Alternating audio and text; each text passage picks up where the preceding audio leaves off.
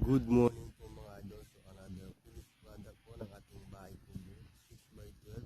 So yan, studied po. So yan, sliding window po.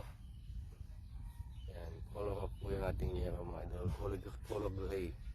So yan, ito po yung main entrance. Pasokin natin yung loob mga idol. So po. Yan, dito tayo sa bila. Wala na yung aircon.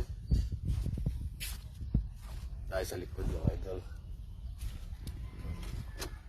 Nakalak din. Dito tayo sa kabila.